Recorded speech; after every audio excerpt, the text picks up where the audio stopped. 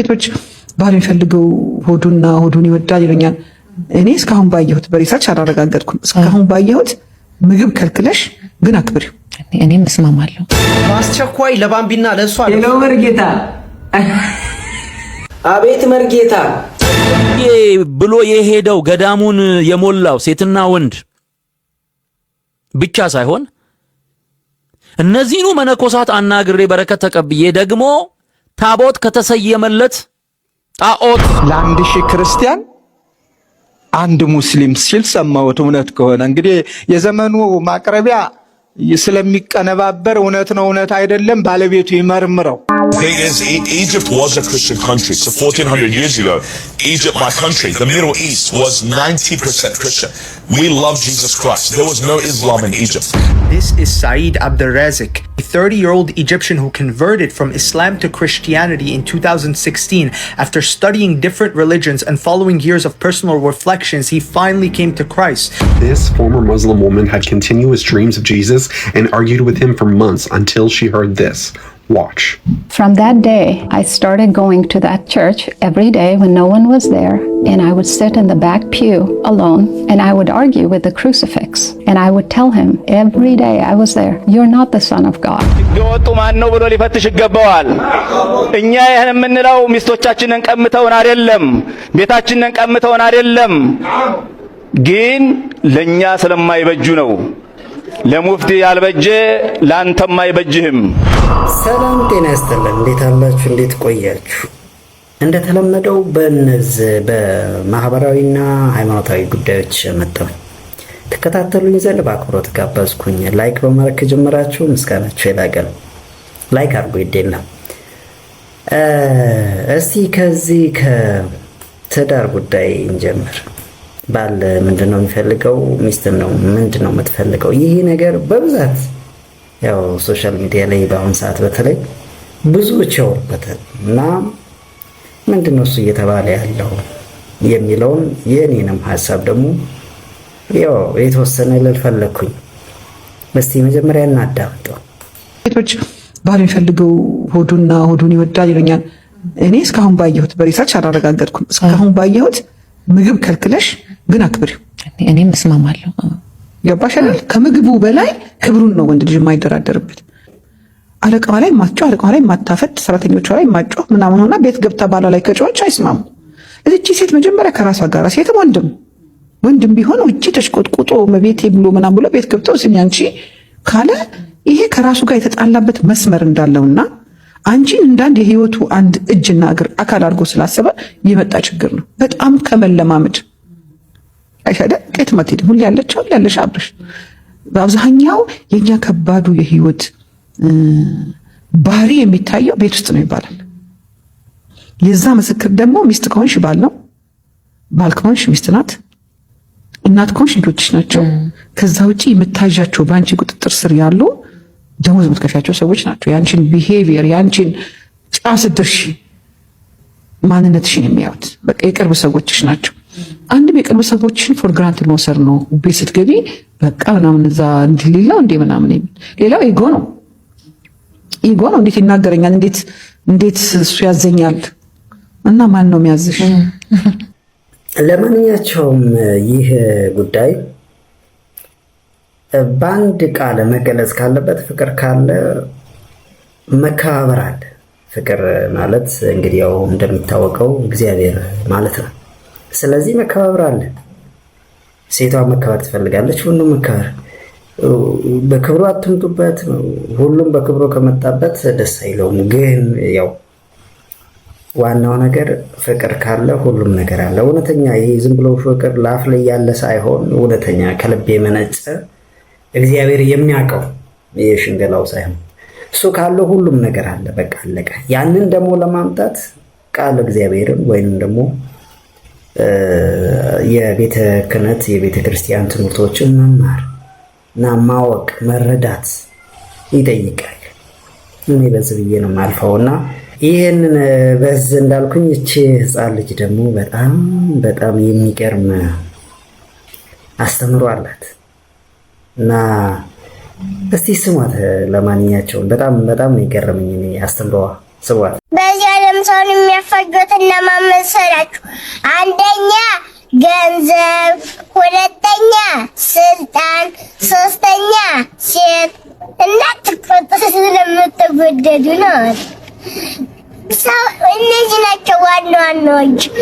ሴት እነዚህ ናቸው ዋና ዋናዎች። ሰው ግን ይሄን ካለፈ ምንም ችግር የለበትም። ሴት በአግባቡ ከያዛት ታጸድቃለች። ካለ የሚገርም ነው በእውነት እንደዛ አይነት በቃለ እግዚአብሔር ባስ። በነገራችን ላይ እንግዲህ አሁን ቤተ ክርስቲያን ልጅህን ቅጣ አስተምር ትላለች። የዘመኑ አስተዳደግ ደግሞ ልጅ ይቀጣ ዘንድ አይቻልም አስተምረው ትላለች። ያው ዝም ብሎ ማስተማርም አይደለም፣ ግብረ ገብነት ቃለ እግዚአብሔር ነው። ትክክለኛ ከነፍስ ከስጋ የሚዋሃድ ትምህርት ዝም ብሎ የሚሸመድዶት አይነት ትምህርት ሳይሆን ወደፊት ሊኖሩት የሚችሉት ህይወት ነው ማስተማር ልጆችን። ልክ እንደዚህ እግዚአብሔር ያሳድግሽ። ወንድማችን ዳዊት ደግሞ አንድ ሰሞኑን የሆነ እንደ ትሬንድ ሆኗል። በብዙ ቦታ ላይ ነው የሚታየው። በእርግጥ መርጌታ እንግዲህ ያው ከቤተ ክርስቲያን አንዱ ማዕረግ ነው መርጌታ እና በዛ ዙሪያ ላይ ባልተገባ መልኩ ሰዎች እንዲጠቀሙበት እየተደረገ ነው እና ምን ማለት ነው መርጌታ? መጀመሪያ እስቲ እንስማው። ምንድን ነው እሱ እያስጠነቀቀ ያለው? በአስቸኳይ ለባምቢና ለእሷ ሄሎ መርጌታ። አቤት መርጌታ። ወዬ መርጌታ። ምን አሉኝ መርጌታ? ይችላሉ መርጌታ ብላችሁ ደግሞ በመሪጌታዎቻችን መምጣት ጀመራችሁ አይደለ? መሪጌታ ስላለ ነው ዛሬ ይህን መዝሙር የምንሰማው። መሪጌታ ስላለ ነው ትላልቅ ሊቃውንት የወጡት ዛሬ። መሪጌታ ማለት ለእናንተ ምን መስሏችሁ ነው? የዜማ የቅኔ አባት ማለት እኮ ነው። ይሄ ሁሉ ሊቃውንት ያተረፉት ይሄን ሁሉ ዝማሬ እዚህ እንዲደርሰን ያደረጉት እኮ መሪጌታዎች ናቸው። እናንተ ግን እንደ ቀልድና እንደ ዋዛ እንደ ፈዛዛ መሪጌታዎች እንዲጥላሉና ሌላ አመለካከት እንዲሰጣቸው እያደረጋችሁ እንደሆነ ቤተክርስቲያንን እየጎዳችሁ እንደሆነ ታውቋችኋል። ባምቢ ይሄ ታውቆሽ ነው። ያለማወቅ ከሆነ የሰራችሁት ይህን ቪዲዮ በአስቸኳይ አጥፉት። የማታጠፉት ከሆነ ግን በአስቸኳይ እኛ ደግሞ በህግ እንድትጠየቁ እናደርጋለን። ስርዓት ያዙ። ይህን ቪዲዮ ደግሞ ሳታውቁ ሼር፣ ኮፒ ሊንክ፣ ሪፖስት ስታደርጉ የነበራችሁ ልጆች ደግሞ ባለማህተቦች ካላችሁ ደግሞ ሳታውቁት ከሆነ ወደ ልቦናችሁ ተመለሱ። የሚቀለድበትና የማይቀለድበት ለይተን እንወቅ። አዎ ባልተገባ ህዝቡ በሌላ መልክ እንዲረዳው እየተደረገ ነው። በነገራችን ላይ መርጌታ፣ ደብተራ ምናምን የሚባሉት ነገሮች እኔ ለምሳሌ ደብተራ የሚባለው አዋቂ ምሁር ማለት ነው። የዛሬ ፒኤችዲ ወይንም ደግሞ የሆነ ዲግሪ የያዘ ሰው እንደማለት ነው በዛኛው አስተምሮ በቤተ ክህነቱ እና በጣም ሊቅ ማለት ነው። እኔ እስከማውቀው ነው። ምናልባት እንግዲህ በእርግጥ ምንድን ነው የተማሩት? ያው የተማሩትን ልክ አንድ ሰው ዓለማዊ ትምህርት ተምሮ ለምሳሌ በመጥፎ ነገር መተንተን ወይም ደግሞ መተርጎም ይችላል የተማረውን ትምህርት። ለምሳሌ ሰውን የሚጎዳ ለምሳሌ የሆነ ኬሚካል ፈጥሮ ሰውን የሚጎዳ አይነት ከሆነ ልክ እንደዛም ሁሉ ይህ የተማሩት ትምህርት ለመልካም ነው ታስቦ የሚማሩት፣ ግን እነሱ በሌላ መልኩ ኢንተርፕሬት ሊያደርጉት ይችላሉ። ይህ የኔ አረዳድ ነው፣ የኔ ምናልባት እውቀት ነው እና ስለዚህ ያው ከዚህ አንጻር ባልተገባ ነገር ሰው እንዲረዳ ማድረግ ተገቢ አይደለም ነው።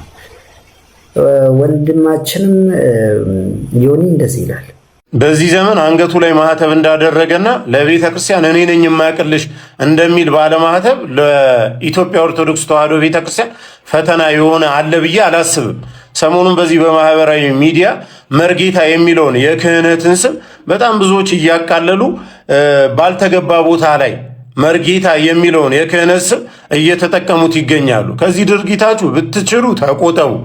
መርጌታ ምን እንደሆነ እንደው የንስሐ አባት ይኖራችኋል፣ አንገታችሁ ላይ ማህተብ አድርጋችኋል፣ አሊያም ቤተ ክርስቲያን ትመላለሳላችሁ፣ አሊያም ደግሞ ዓመታዊና ወራዊ ክብረ በዓሎች ላይ ሰንበት ላይ ትገኛላችሁ ቤተ ክርስቲያን። ታዲያ ጠጋ ብላችሁ አንድ የቤተ ክርስቲያንን አባት አንድ የቤተ ክርስቲያንን መምህር መርጌታ የሚለው ስም ወይም ደግሞ መርጌታ የሚለው የክህነት ስም ምንድን ነው ብላችሁ ለምን አትጠይቁ እንዴ? እንደ ሌሎች ቤተ እምነት አማኞች ለምን ለክፋትና በጎ ላልሆነ ነገር መርጌታ የሚለውን ስም እንጠቀማለን? እናንተ እንደምትሉት ለመጥፎ ነገር አይደለም። የቤተ ክርስቲያን መርጌታ የሚባለው አይደለም። ስለዚህ ብትጠይቁ የተሻለ ነው። ምክንያቱም ደህና ስልክ ይዛችኋል። ጊዜው የቴክኖሎጂ ነው። ሰርች አድርጋችሁ የምትፈልጉትን ነገር የምታውቁበት ዘመን ነው። ታዲያ ለምን ስልካችሁ ይበልጣችኋል? የምትገዙት ለወር የምትሞሉት ኢንተርኔት እንዴት ይበልጣችኋል እናንተ? እውነቱ ይሄ ነው። ስለዚህ የሆነ ባልተገባ ነገር መርጌታን ባልተገባ ነገር መተርጎም ወይንም ደግሞ ህዝቡ እንዲረዳው ማድረግ ነውር ነው። ስለዚህ ይህ መስተካከል አለበትም። ወደ ፓስተር ትዝታው አስተምሮ እንሂድ። ፓስተር ትዝታው እንግዲህ ምንድነው እሱ ሁል ጊዜ በኔ የረዳ ወይንም ደግሞ በኔ ያረዳድ እስካሁን ካየሁት ኦርቶዶክስን በመንቀፍ ላይ የተመሰረተ አስተምሮ ነው የሱ ትምህርት። በቃ ኦርቶዶክስን በመንቀፍ ነው እሱ የሚያስተምረው ነገር። በቃ እንዲህ ነው ስርዓቱ፣ እንዲህ ነው የሱ ሃይማኖት ስርዓቱ፣ እንዲህ ነው ብሎ ለሚከተሉት ከማስተማር ይልቅ ኦርቶዶክስ እንደዚህ ናት፣ ገዳሙ እንደዚህ ነው፣ ቤተክርስቲያን ውስጥ እንደዚህ ነው፣ ታቦት እንደዚህ ነው። በቃ ነቀፌታ የተሞላው ለምን እንደሆነ አይገባኝም። በእርግጥ ብዙዎች ብዙ ብለዋል። ለምሳሌ መጋቢ ሐዲስ እሸቱም እንደው ናፍቀው ይሆን እንዴ ምናምን ብለው ሲያስተምሩ ትዝ ይለኛል። እና ዛሬ ላይ ደግሞ ስለ እሸቱ መለሰ በዋልድባ ገዳም ባደረገው ጉዳይ ላይ ያደረገው ቀረጻ ላይ እንግዲህ የራሱን መላምት እያቀረበ ነው። እስቲ ተከታተሉት። ጽድቅ ብዬ ብሎ የሄደው ገዳሙን የሞላው ሴትና ወንድ ብቻ ሳይሆን እነዚህኑ መነኮሳት አናግሬ በረከት ተቀብዬ ደግሞ ታቦት ከተሰየመለት ጣዖት ከተቋቋመለት ፍጡር አምልኮ ከሚፈጸምለት ጻድቅና ሰማዕት እየተባለ ከሚጠራው በረከት እቀበላለሁ ብሎ እየሄደ በመንገድ ላይ የሚያልቀው በመኪና አደጋ በለው አሁን ሰሞኑን እንዳየነው በጀልባ የሚያልቀው በጣም ብዙ ህዝብ አለ። ከዛ ውጪ ግን ሄዶ እዛው ገዳም ውስጥ ጽድቅ ብሎ ሄዶ ጽድቅ በክርስቶስ ኢየሱስ መሆኑ ሳይነገረው ራስን ለአደጋ ባጋለጠ መንገድ የወባ መጫወቻና የረሃብ መጫወቻ በመሆን ጽድቅ አገኛለሁ ብሎ በማሰብ በየክረምቱ የሚያልቅ ህዝብ እንዳለ እየነገሩን ነው። እኔ አይደለሁም መመለ ሊስን ምን እንደሚሉ ስማቸው በደንብ። በዳልሻ በሽታዋ ብዙ ስለሆነ በብዙ ገዳማት የሰይፍ ቃል ኪዳን ሲሰጠው ይሄ በሰይፉ ፈንታ 44 ደዌ ይሁን ብሎ ተሰጥቶታን ቦታው። ወይ ተአምር 44 በሽታ። እኔ እኮ 44 ታቦት ሲባል ነበር ማቆ ጎንደር ዋልድባ 44 በሽታ ምን ለማድረግ ለመጽደቅ 44 በሽታ እግዚአብሔር ለዛ ስፍራ ለሚኖሩ መነኮሳት 44 በሽታ አሸክሟል። in the name of Jesus ይሄ እኔ ማፈርሰው ነገር ነው። በቃ አፈርሰዋለሁ በጌታ በኢየሱስ ክርስቶስ ስም። አስበዋል አስበሽዋል እህቴ 44 በሽታ እግዚአብሔር ለዚህ ስፍራ የጽድቅ መንገድ አድርጎ ሰጥቷል። look በደብረ ሊባኖስ ገዳም በተቅማጥ በሽታ የሚሞት ሰው እንደ ሰማዕት ሆኖ ይቆጠርለታል የሚለው ንግርት አጋንንታዊ ንግርት ነው። ይህ ንግርት ብዙዎች በተቅማጥ በሽታ ለመሞት አልመውና አስበው አቅደው ይሄዳሉ። ተክለ ሃይማኖት ራሱ የሞተው በተቅማጥ በሽታ ነው። እሱን እንደ ክርስቶስ የስቅለት ደም አድርጌ ቆጥሬልሃለሁ የሚል ጸያፍና ሰይጣናዊ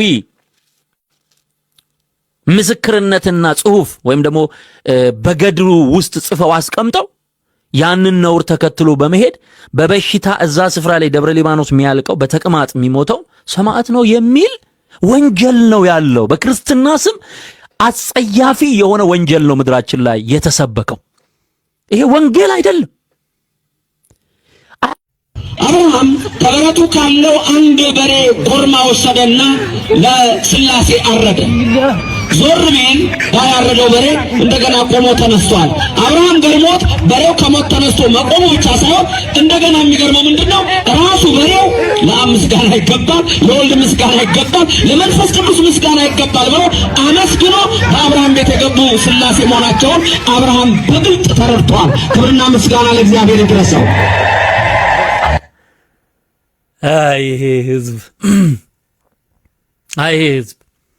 አሁን ወደ በሬ እንግዲህ መጡ። ከዶሮ ወደ ሰገኖ፣ ከሰገኖ ወደ በሬ። በሬውን አርዶ አለ። አሁን ይኸውልህ ሰው እንዳይጠይቅ አያነብ፣ መጽሐፍ ቅዱስ እንዳያነብ ተደርጓል። በየመድረኩ ላይ ሄዶ የሚዋሸውን ውሸት እልል ብሎ ነው ሰው የሚቀበለው። ለምን ስትል ወንጌል አልተማረ፣ መጽሐፍ ቅዱስ አያውቅም፣ አላነበበምም፣ እንዲያነብም አልተፈቀደለትም። ቄስ በሌለበት እንዳታነቡ ነው የሚባለው። አብርሃም ቤት የገባው ሥላሴ ነው። እኔ በጣም ነው የሚገርመኝ በእውነት። ልክ ባለፈው እንዳልኩት ነው። ከዚች ቤት የወጡ ሰዎች ከወጡ እንደነሱ ሊሆን አይችልም። በነገራችን ላይ ወርቅን ወስዶ ይሄ ወርቅ ተራ ነገር ነው። በቃ ጀስት የሆነ ሜታል ነገር ነው። ስለዚህ ብለህ ማቃለል ትችላለህ። ማቃለል ወርቅን እንደፈለገን ማቃለል እንችላለን። በቃ ምን ተራ እንትን ነው፣ ምን ይሰራል፣ ምን ይሄ ብለን ማለት እንችላለን። ምን ከሱ የሚበልጥ ሌላ ዋጋ ያላቸው በጣም የከበሩ ማዕድናት አሉ። ምን ወርቅ ደግሞ ምናምን ብለን ማጣጣል እንችላለን። ይቻላል፣ ግን ወርቅነቱን መቀየር አንችልም። ያን ነው ያልተረዳው አቶ ፓስተር ትዝታው ያንን ያልተረዳው። የፈለገ ልትጮህ ትችላለህ። ሃይማኖትህ በሞላ ኦርቶዶክስን መንቀፍ ሊሆን ይችላል። ሙሉ በሙሉ የሆነ እንትኑን አውጥተህ ቀኖናውን ዶግማውን አውጥተህ ኦርቶዶክስን ምንድነው መንቀፍ የሚል ብታወጣ ራሱ ብታረግለት ምንም ነገር አትችላትም። ምክንያቱም ክርስቶስ ራሱ የመሰረተ ስለሆነ ለአንተ ሥላሴ እግዚአብሔር እንስሳትን አስነስቶ ማናገሩ ለአንተ በቃ ይሄ እንዴት ይሆናል? በቃ ያንተ ኢየሱስ ብቻ ነው የሚያናገረው ያንን ማድረግ የሚችለው። በገዳም ውስጥ ፈተና እንዳለ ለመፈተን እንጂ ተፈትኖ እንደ ወርቅ ነጥሮ ለመውጣት እንጂ እንዳንተ በልቶ ጠጥቶ ጌታ አንድ ጊዜ ሞቶልኛል፣ ስለዚህ እኔ በቃ ከእንግዲህ በኋላ ጻድቅ ነኝ ብሎ የሚመጻደቅ አለ። እግዚአብሔር መጀመሪያ ሲመጣ እኔ በማውቃት በትንሹ እውቀቴ እንኳን ለአርአያነት ነው የመጣው፣ ለቤዛነት፣ ለአርአያነት። አርአያ ሆኖ እያንዳንዱ ነገር እንጾማለን፣ እንጾማለን፣ እንሰግዳለን፣ ሁሉን ነገር እናደርጋለን። እሱ ያደረገው እንዳንተ በምድር ላይ እኮ ተፈትነን እኮ ነው የእሱ ልጅ መሆን የምንችለው እንጂ ዝም ብለን ዘለን ጨፍረን እንደዛማ የኖህ ዘመን ሰዎች እኮ ይድኑ ነበረ። በዛ በንፍር ውሃ ባልጠፉ ነበር። ለማንኛቸውም ግን እግዚአብሔር ልቡናህን ይመልስ። እኔ እንደው አንዳንድ ጊዜ በጣም ያንተ ከባድ ሆነ። ዮኒ ማኛ በጣም ሲገርመኝ፣ በእርግጥ ዮኒ ማኛ የሆነ ሰዓት ላይ ወደ ፕሮቴስታንት ሄዶ ከዛን ተመልሶ አሁን ኦርቶዶክስ ሆነ። ስለ ሁሉም ቦታ ሄዶ እና ገና ወደዛ ሲሄድ ያው እየቀለደ ነው እንደው ዝም ብሎ ለማጫፈር ነው ብዬ ነበረ እና ያው የተወሰነ ገምቻለሁ። ተመለሰ። ያንተ ግን ኃይለኛው ነው ያዘ። እግዚአብሔር ግን ልቦና አይስጥህ። እኔ እንደ አንድ ወንድሜ ነህ፣ ግን በቃ ልቦና ይስጥህ።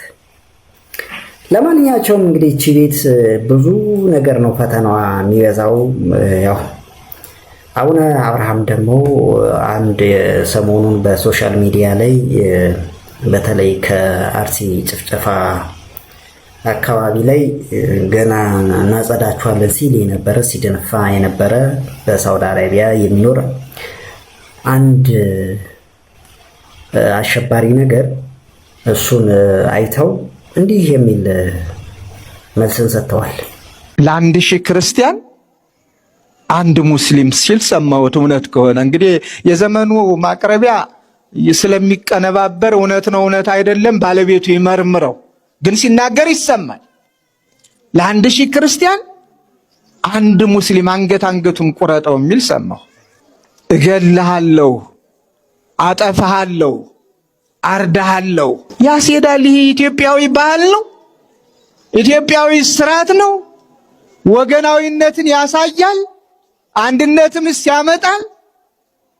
ግዴላችሁም ይህ ከባይዳን የወረሳችሁትን አላስፈላጊ ኢትዮጵያዊ ባህልና ስርዓት፣ ወገናዊ ፍቅር የተለየውን ጥላቻና ደም ማፍሰስ እርሱት እንላለን። እንደ ኢትዮጵያ ኦርቶዶክስ ተዋሕዶ ቤተክርስቲያን እርሱት። ይልቁንም ከኢትዮጵያ ኦርቶዶክስ ተዋሕዶ እንግዲህ ባለውለታችሁ ነች ነው እያሉ ያሉት። ያው ፍቅር ይሻላል፣ ተቻችሎ በፍቅር ተከባብሮ መኖር ነው ከሁሉም ሃይማኖት። የአንዱን ሃይማኖት እኔ ኦርቶዶክስን እስከማውቃት ድረስ ኦርቶዶክስ የትኛውንም ሃይማኖት አትጠላ፣ አትንኩኝ ነው ሁል ጊዜ የምትለው እንጂ የትኛውንም ነገር አትንኩኝ ብላ ራሱ በኃይል አትነሳም። ይኸው እየተጨፈጨፈች ዝም ብላለች እስካሁን። እና በፍቅር በሰላም ተከባብሮ ተቻችሎ መኖር ነው። ልክ አንዳንድ ከውስጥ ያሉ ጽንፍ የረገጡ ግለሰቦችን ወይንም ደግሞ የሆነ ግሩፖችን አይቶ መነሳት አይደለም። እነዛን የሃይማኖት አባቶች መገሰጽ አለባቸው፣ በሁሉም በኩል ያሉት እና ተቻችሎ በሰላም በእችን ሀገር ማኖር ነው እና ትውልድ እንዲቀጥል ማድረግ ነው። አለበለዚያ የሃይማኖት ነገር ከባድ ነው። እንዲህ እንደሚገመተው የሆነ የፖለቲካ ጦርነት ነገር አይደለም። እና በዛ ላይ አሁን ካለው የኑሮ ሁኔታ ያለው ምስቅልቅል ሌላ ነገር ውስጥ ያስገባና ተቻችሎ መኖር ነው። ወደ ግብፅ እንሂድ እስቲ። ግብፅ እንግዲህ ከ4000 ዘመን በፊት ሙሉ በሙሉ ኦርቶዶክስ እንደነበረች ነው ይህ ሰው እየተናገረ የነበረው። The thing is, Egypt was a Christian country. So 1400 years ago, Egypt, my country, the Middle East, was 90% Christian. We love Jesus Christ. There was no Islam in Egypt. The Muslims came to Egypt, they conquered it, they burnt our churches, they burnt thousands of churches. They killed our pastors. They skinned pastors alive. They raped women and they took children and made them Muslims. So they conquered the nation. They took it out. And Christianity in Egypt went from 90% of the population down to 10%. Islam went from 0% of the population to now Egypt being 90% Muslim. This was a conquest. This was conquering the nation.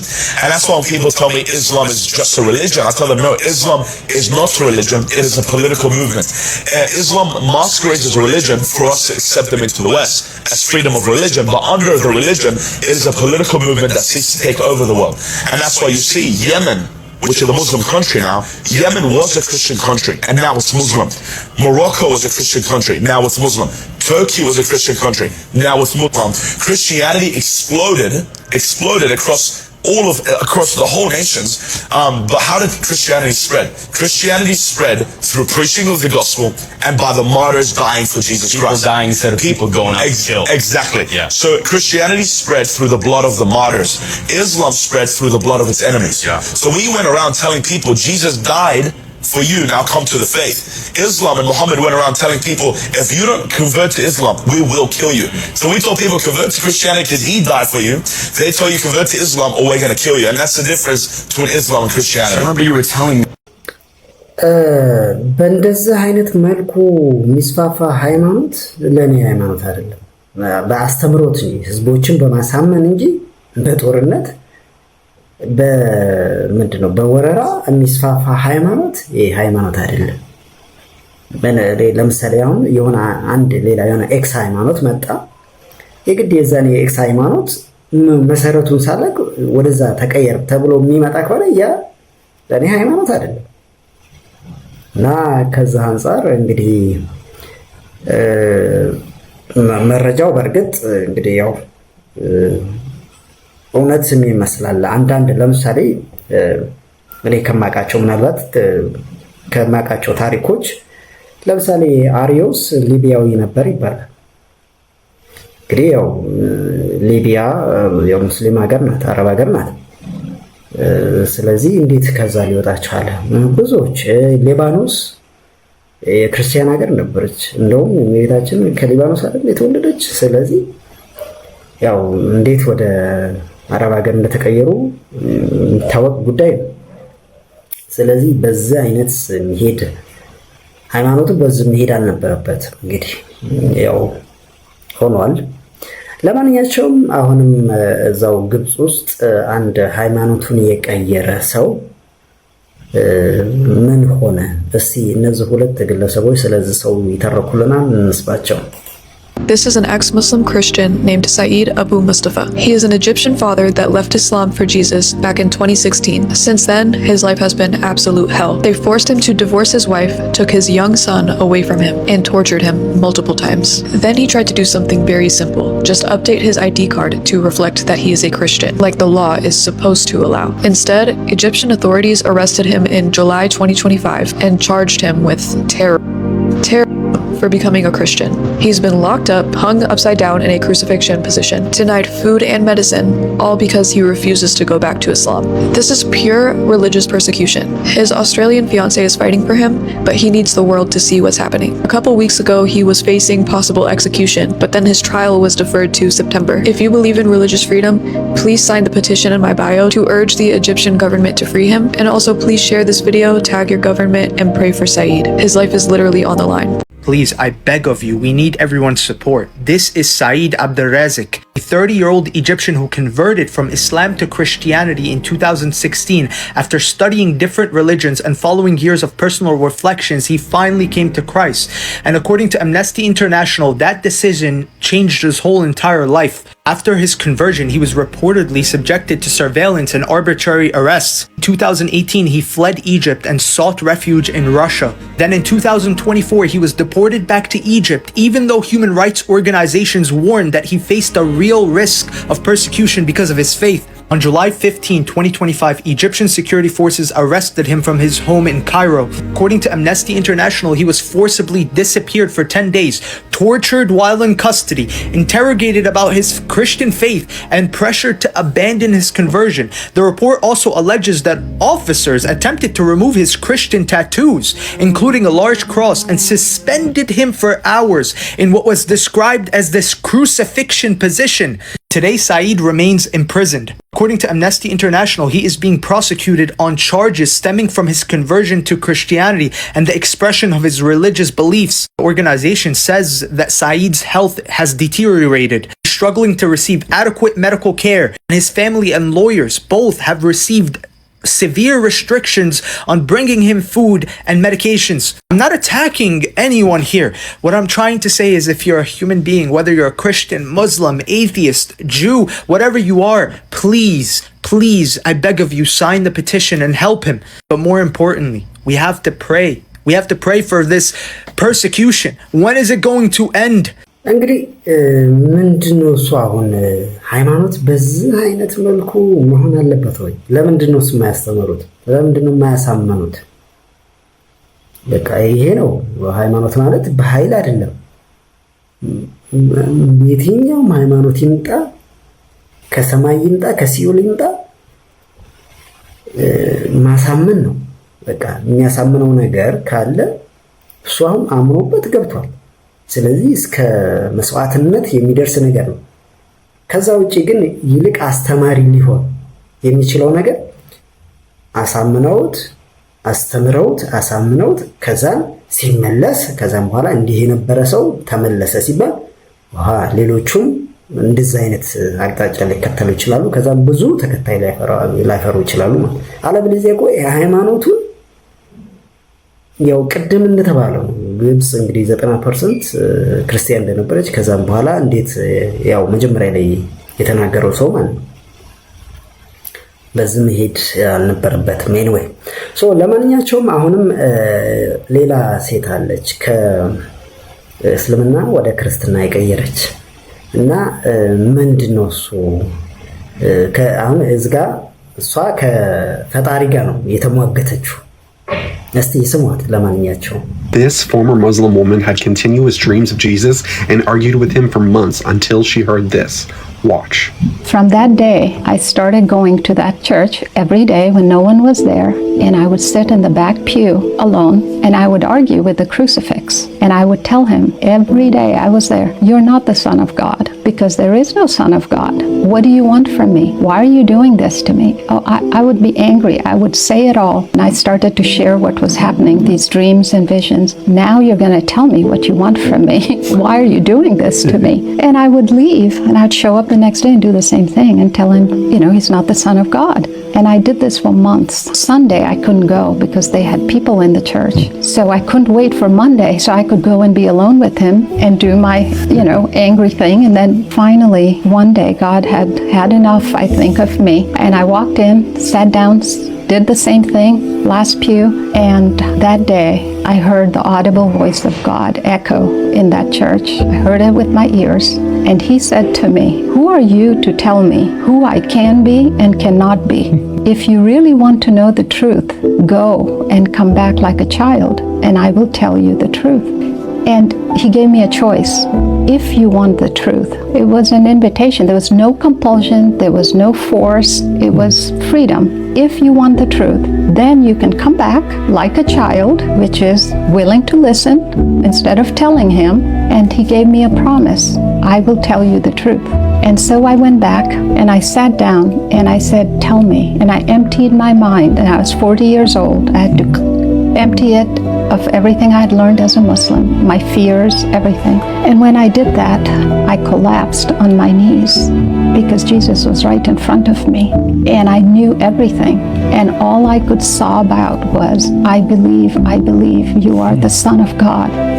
I believe because at the name of Jesus, every knee shall bend and every tongue proclaim that he is Lord to the glory of God the Father. And when he stood in front of me, there was not a question. It wasn't a philosophy of truth. It wasn't an ideology. He is the truth. Who are you to tell me who I can be and who I cannot be? It honestly reminds me of what God said to Job, because so many of us do that. I mean, we come to God with our own assumptions, our own arguments, our own pain, our own pride, and then we tell him what he's allowed to be. You can justify it however you want. Truth doesn't change because we resist it. And Jesus doesn't ask us to come with all the answers. He says to come like a child. And if you don't know where you stand with God, check out the video I pinned at the top of my feed. And if you like Christian content like this, like and follow for more. የሚገርም ነው። ያው ዞሮ ዞሮ ምንድነው እሱ እግዚአብሔር ይጠራል፣ በአንድም በሌላም ይጠራል ሰዎች። እናም እችም እድለኛ ሴት ሆና ያው ተጠራች፣ እግዚአብሔርንም አናገረች፣ እሱ መለሰላት። ያ ነው። ስለዚህ ያው ማንም መንግስተ ሰማያት ሊወርስ የተገባው ቢኖር እንደ ሕፃናቶቹ ይሆን ዘንድ የግድ ነው በሚለው መሰረት ያው እሷም የዋህ ሆና ቀረበች። እንግዲህ ቃሉን ነገራት። ምናልባት ለቋንቋው እንግዲህ ያው ይቅርታ ጠይቃለሁ። ሙሉ በሙሉ ኦልሞስት ሁሉም ሰው ይረዳል ብዬ ስላሰብኩ ነው። እስቲ ይሄኛው ፓስተር ደግሞ ትንሽ ፈገግ የሚያስብለንን ኡስታዙን እንዲህ አናገርኩት ይላል መጽሐፍ ቅዱስ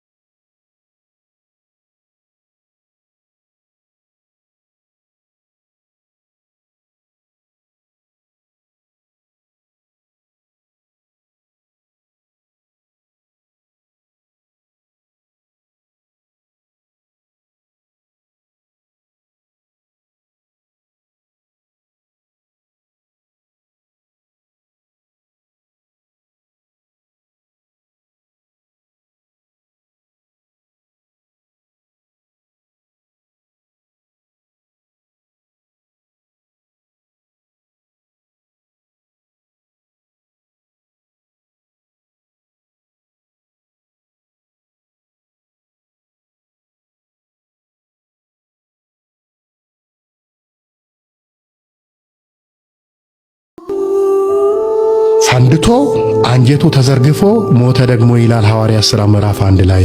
ሁለቱን አስታርቅ አለኝ። ቆይ አልኩት። ማቴዎስ ግን ሞቷል ብሏል አላለም አልኩት። ሞቷል ብሏል። እሺ ሐዋርያት ሥራስ አልሞተም ይላል አልኩት።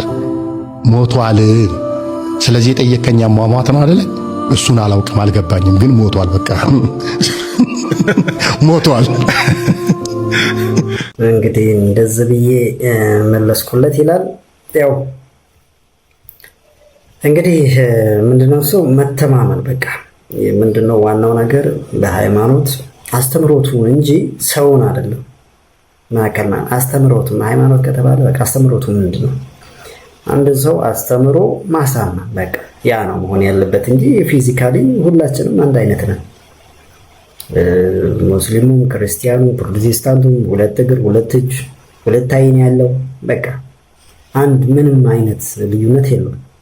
አስተምሮቱ ግን ልዩነት ስላለው አስተምሮቱ የትኛው ነው አንድ ሰው የሚያሳምነው ብሎ መወያየትና በዛ ዙሪያ ላይ መስራት ነው እኔ እስከገባኝ ድረስ። ለማንኛቸውም እኚህ አባት ደግሞ መንግስት ትኩረት ያድርግበት ይላሉ። እነዚህ አክራሪ ቡድኖችን ማለት ነው። ተከታተሏቸው። የመንግስት ሰዎች ልብ ብላችሁ ልትታው ይገባቸዋል። መንግስት እድሉን ሰጥቶናል። ነገር ግን መንግስት ህገወጥ መሐመድ ጠይብ ህገወጥ ከሆነ እኔ ሊጠይቀኝ ይገባል። ህገወጡ ማን ነው ብሎ ሊፈትሽ ይገባዋል። እኛ ይህን የምንለው ሚስቶቻችንን ቀምተውን አይደለም፣ ቤታችንን ቀምተውን አይደለም፣ ግን ለኛ ስለማይበጁ ነው። ለሙፍቲ ያልበጀ ላንተም አይበጅህም፣ ለሙፍቲ ያልበጀ ለመንግስትም አይበጅህም። ስለዚህ አርዶል ሂጃዝን ሰዑዲ ያስባለው ማን ነው ከተባለ ማን ነው? ስለዚህ ኢትዮጵያም መጅሊሱን ከተቆጣጠሩ በኋላ መጅሊሱ ላይ ቁጭ ብለው ዝም ብለው የሚጠብቁ እንዳይመስል መንግስት መጨረሻ ታርጌቱ መንግስቱንም አገሩንም ስሙንም ነው መቀየር የሚፈለገው። ስለዚህ ምንድነው እያሉ ያሉት እኚህ ሙስሊም አባት? ያው ዋሃብያ የሚባለውን ጽንፈኛ ወይንም ደግሞ አክራሪ ቡድን እንከላከል ነው። እንግዲህ እኚህ ሙስሊም አባት ናቸው። እንከላከል በጋራ መንግስትም እርምጃ ይወሰድ ነው። ምክንያቱም እነዚህ አገር አጥፊ ታሪክ አጥፊ ናቸው እያሉ ነው። እንግዲህ እንደዚህ አይነት አባቶችን ለፍቅር የሚኖሩ በፍቅር የሚኖሩ ተስማምቶ ባንድ ላይ መኖርን በሚያምኑ አባቶች እግዚአብሔር ያብዛልን። እናመሰግናለሁ።